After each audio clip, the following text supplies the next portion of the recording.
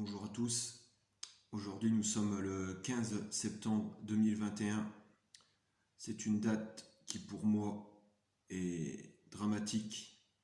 Dramatique dans le sens où nous avons laissé faire, où nous avons toléré qu'une partie du salariat est devenue des personnes non grata, des personnes de seconde zone,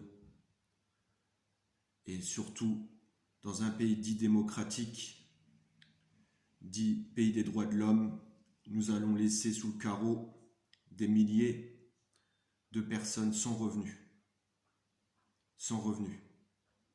Peut-on tolérer ça pour des personnes qui se disent un tant soit peu syndicalistes, un tant soit peu éclairées? Bon, je ne parle pas du bien fondé ou mal fondé, c'est pas le propos du vaccin, ça je suis aide-soignant, on laisse ça aux éminents scientifiques qui entre eux sont déjà pas d'accord. Mais là, en tant que syndicaliste, on laisse d'une certaine manière, qu'on le veuille ou non, des gens sur le carreau. Dans tous les cas, notre mission première, c'est de défendre les salariés, leur intérêt. Là, leur intérêt, il est où? Il est où? Nous, à l'Union locale de Revin, CGT de Revin, nous allons, autant que peu, autant que faire se peut, autant que faire à notre petite sauce, comme on a toujours fait, être solidaire des travailleurs, de la classe ouvrière, quelle qu'elle soit. À notre niveau, nous essaierons d'aider, d'assister, que ce soit moralement, financièrement, juridiquement, les salariés, les syndiqués qui sont dans cette situation. Le but, c'est pas de savoir pourquoi, du comment. Le but maintenant, c'est de défendre des intérêts. C'est leur intérêt.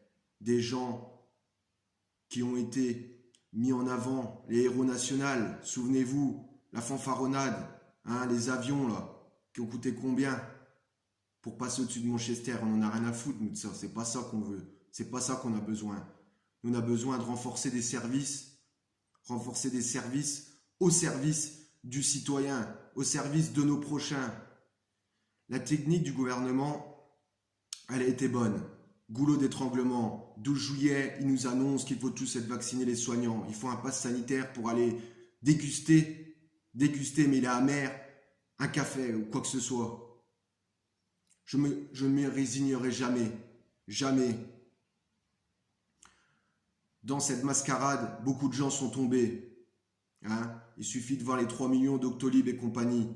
Goulot d'étranglement. Ensuite, vient la fanfaronnade du Conseil d'État, Conseil constitutionnel, où on nous dit, qu'est-ce qu'on nous dit? On va voir, on est en état de droit, on va amender selon notre constitution. Notre constitution, bien sûr, elle a toujours bon dos quand il faut servir leur intérêt. Et là, deuxième goulot d'étranglement. Ça sera maintenu pour les soignants à partir du 15 septembre, pardon. Et là, goulot d'étranglement. Les gens, y tomber de pied dedans, ils y vont. Ma modeste expérience, je ne suis pas mieux qu'un autre, que je discute avec des professionnels de tout horizon, il y a très peu de cas qui m'ont dit je me suis fait vacciner par conviction, mais simplement parce que je dois faire vivre ma famille, mes enfants, etc. C'est inadmissible. On l'a compris depuis bien longtemps que le prétexte sanitaire n'a que le nom de prétexte. Le sanitaire, on n'en a rien à foutre. Le sanitaire, fermer des lits en période de crise, on n'en a rien à foutre. Les faits sont là, au bout d'un moment. Il faut s'éveiller, se réveiller, je ne sais pas ce qu'il faut faire. J'en suis désemparé moi-même. L'Union locale, réunie à notre CA du 9 septembre, avons débattu longuement de cette situation. C'est très difficile. La bataille médiatique, la bataille de l'opinion, il faut le dire, malheureusement, elle semble perdue. Si j'en crois l'Ardennais d'hier, 99% des 4100 et quelques agents de Chinon et de Bel Air sont vaccinés. Ça représente 41 personnes, 41 individus. Mais dans ces 41 individus, personne, c'est un humain. Et là, qu'est-ce qu'on lui fait? On lui dit, écoute, tu seras suspendu de tes fonctions. C'est bien gentil, tes conneries là, mais tu mets tes congés, tout ça. Bon, ça c'est le petit pansement, mais complètement ridicule, ça change rien au problème. Tu mets tes petits jours, puis après, ben voilà, t'es suspendu. Voilà, t'as pas voulu te soumettre au bien-être collectif. Le bien-être collectif, bien sûr. Ça aussi, c'est toujours venant de leur bouche. C'est un oxymore, excusez-moi, mais le bien-être collectif, depuis combien de temps ils s'en soucient plus? Demandez à tous ces salariés, tous ces agents hospitaliers, qu'ils ont dû faire des reconversions, non pas par choix, mais par déception. Déception, leur conception professionnelle n'existe plus. Leur conception professionnelle, on ne peut pas accepter de travailler auprès de gens vulnérables. Effectivement, là on peut le dire, vulnérables, mais ils sont vulnérables depuis bien longtemps. C'est pas à cause du Covid ou quoi que ce soit, c'est vulnérable, c'est en faisant des toilettes à 5-10 minutes, en 5-10 minutes. C'est voir un agent, un professionnel d'établissement, pour un EHPAD, 2 fois par jour, sur un laps de temps de 5 minutes, 10 minutes.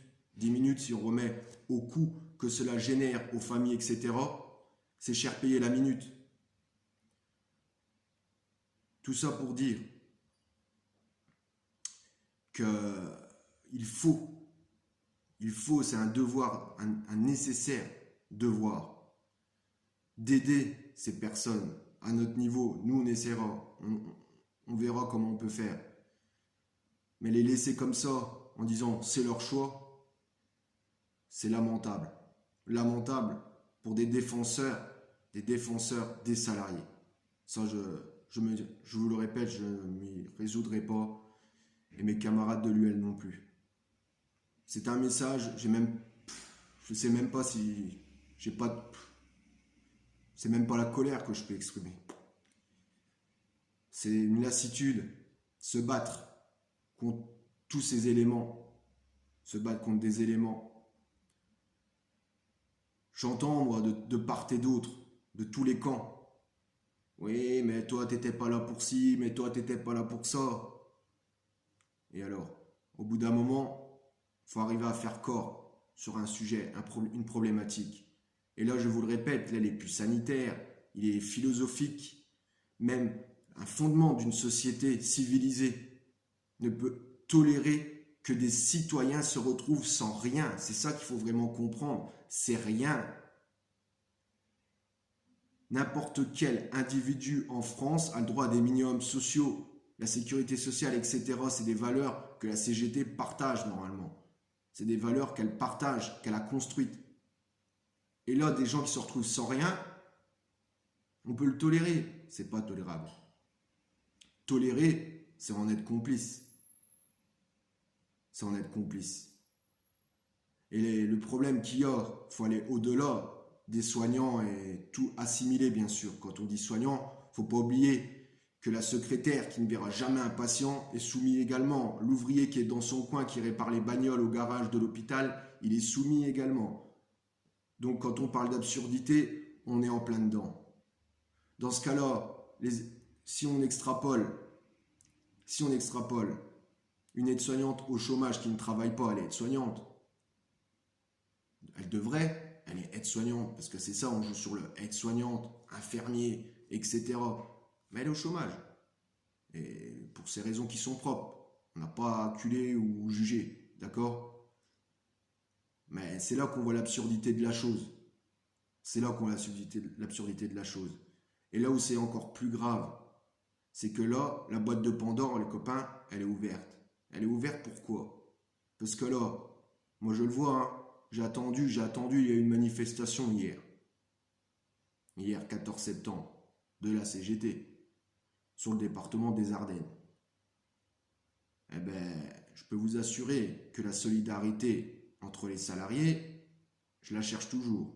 Sauf que le problème, c'est quand ça sera fini avec nous, parce que je suis aide-soignant, quand ça sera fini avec nous, ils feront la même aux autres, et là il sera peut-être temps de s'indigner, Et là, je ne m'indigne pas parce que je suis directement concerné. Pour ceux qui me connaissent, ma vocation va bien au-delà de ça.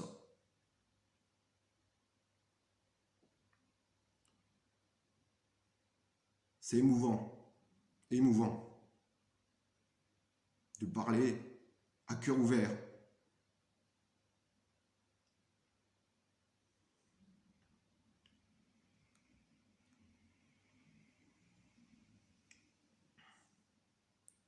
De sentir cette chose-là arriver, on y est, c'est plus du différé, c'est plus de la science-fiction, c'est du réel. On a été, certains manifestants hors cadre syndical ont été présents, ils ont eu des bons discours, comme quoi, quand on veut s'ouvrir aux autres, ne pas rester dans sa caste, parce que c'est ça qui vient dangereux de rester dans sa propre caste. On voit qu'il y a quand même des armes qu'on peut mobiliser, que l'on peut faire vivre, que l'on peut fraterniser. Et c'est le petit grain d'espoir que l'on peut entrevoir dans ces temps troubles, parce que leur fameux et leur putain de monde d'après, il est arrivé le 12 juillet. Tout le reste était de la putain de mascarade. La mascarade, beaucoup sont tombés dedans, tant mieux pour eux, hein, que bien leur fasse. Mais je pense que cette situation, elle aurait dû être combattue à tous les niveaux. Je le répète, c'est pas sur le bien fondé, le mal fondé. On est qui? On est pasteur pour parler de ça? On est qui? On est des syndicats, des syndicalistes. Nous, notre job, si je peux me permettre de l'exprimer ainsi, alors que moi je revendique du militantisme, nous, notre job, notre militantisme, c'est d'être auprès des faibles en fait. Moi, dans mes différents mandats, j'ai jamais été défendre un directeur. T'inquiète pas, hein. Eux, ils ont ce qu'il faut pour ça. J'ai été défendre souvent le petit agent, la catégorie C. La catégorie C. Hein, pour parler de la fonction publique. Maintenant, les étudiants vont être en B. Ah, bravo, super, ascension sociale. Ouais, bravo. Les 183 € qu'on a eu, pour ceux qui l'ont eu, bravo. Ça n'a pas permis d'améliorer les conditions de travail, ça a juste permis à une bonne masse, créer une bonne masse de salariés, de se dire, bon, on a quand même ça, on va pas cracher dessus. Dans ma situation, effectivement, je serais content de les avoir les 183 € là actuellement, mais j'en suis privé. Donc tout ça pour dire que tout leur plan machiavélique a été plus ou moins bien ficelé avec leurs différents partenaires habituels. Et j'espère que la CGT ne tombera pas dans ce piège-là. C'est mon vœu le plus profond, puisque sans remettre en cause quoi que ce soit, j'ai lu attentivement bien sûr l'article de l'Ardennais du jour par rapport à ma vie d'hier. Et je pense que pour une fois, ce qui a été dit, retranscrit sans pervertir la réalité. Je vous invite, pour ceux qui ne l'ont pas lu, à aller le lire. Et c'est ce constat que je fais sur mon organisation syndicale, que je partage finalement. Enfin, l'analyse qu'elle en a fait étant extérieure, ne connaissant pas les arcanes du système, on va dire, et de nos statuts, de notre fonctionnement, elle l'a bien ciblé dans son article, la journaliste. Alors qu'on sait qu'elle a déjà fait des sacrés articles contre nous, un peu, voilà, dès qu'on est dans une opposition quelle qu'elle soit, on essaye un peu de discréditer finalement. Mais là, je trouve qu'elle est vraiment journalistiquement parlant propre, neutre. Elle a retranscrit les choses. Contrairement à France 3 qui à la base faisait le reportage, donc parce que le problème en plus il y avait 2 revendications, donc déjà le truc qui est un peu foireux, où il y avait des gens qui redemandaient des salariés les 183 € du Ségur, chose complètement, complètement justifiée, c'est pas le problème, mais aussi auquel on a associé l'obligation vaccinale. Et les journalistes, pour ma personne, interrogés dans ce cadre-là. Et malheureusement, je ne sais pas, ça ne va pas plus que j'ai dit, je ne sais pas, j'étais pas dans la ligne qu'ils voulaient. Et ils m'ont pas passé, et leur reportage, il a tourné beaucoup sur 183 €. Très peu ou vraiment à la marge sur l'obligation vaccinale. Donc c'est tout, c'est pas grave. On a toujours fait plus ou moins sans eux, on fera toujours sans eux. Mais c'est pour dire, voilà, je suis de cette journée, la journée d'avant aussi, et la journée d'après, où des milliers de personnes, au moins des milliers, se retrouvent dans cette grave précarité parce que leur seule issue c'est de dire bah tu prends la porte, ça, ils savent nous le dire, la direction, tu prends la porte. Sauf que des gens qui ont un statut qui est quand même pas parfait, mais un statut protecteur d'une certaine manière, même s'il nous le vide comme tout le reste de sa substance, perdre un statut comme ça, tu le retrouveras plus. On peut plus le retrouver de toute façon. Maintenant, tous les nouveaux agents de l'hôpital sont contre CDI. Donc le but, il est aussi politique. C'est de faire taire ceux qui peuvent résister à leur système, qui peuvent faire avancer les choses. En gros, ceux qui sont plus là, qui sont mis à la marge, c'est ceux qui avaient peut-être encore la hargne, le courage, la volonté de changer les choses. Mais le problème, au bout d'un moment, à force de prendre des coups, on ne peut plus se relever. Et c'est tout ça que je crains, cette casse, mais avant tout sur l'humain. Il y en a qui disent l'humain d'abord. Vous voyez ce que je veux dire? Donc, là, effectivement, il faut remettre l'humain au centre des débats. On laisse des gens dans la misère, sachant que dans notre milieu, c'est beaucoup des mères isolées, avec des enfants, etc. Donc il y a ceux qui ont dû se coucher, qui ont dû se soumettre pour refuser de voir leur enfant manger, demander pour manger. C'est honteux. 2021 les gars quand même. On est en 2021. Eh ben, c'est désastreux. Désastreux. Et donc, c'est vraiment un état presque de sidération. Hein. Pour ceux qui connaissent un peu, après le choc, il y a la sidération. Là, on y est. On y est. L'histoire parlera, l'avenir parlera, mais les dégâts seront là, je le crains. Et je vous le dis, à notre niveau, on essaiera d'assister comme on a toujours fait tous les salariés. La solidarité ne doit pas être à géométrie variable. La solidarité, elle doit être pour tous et en tout temps. Je pense que je terminerai là-dessus. J'avais rien de prévu. J'ai réfléchi. Je me suis dit, je vais laisser parler le cœur. C'est pas un beau discours, c'est pas écrit, mais ça parle avec sensibilité, avec intégrité, sans arrière-pensée, rien de tout ça.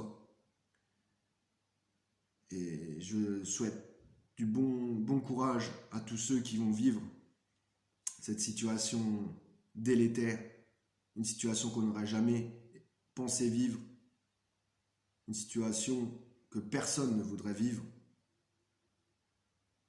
Et donc, je vous le répète, et je conclurai là-dessus, à notre niveau, pour notre bassin d'emploi, nous serons là pour les salariés concernés, modestement, mais jamais en reniant les valeurs qui nous sont chères. Je vous remercie.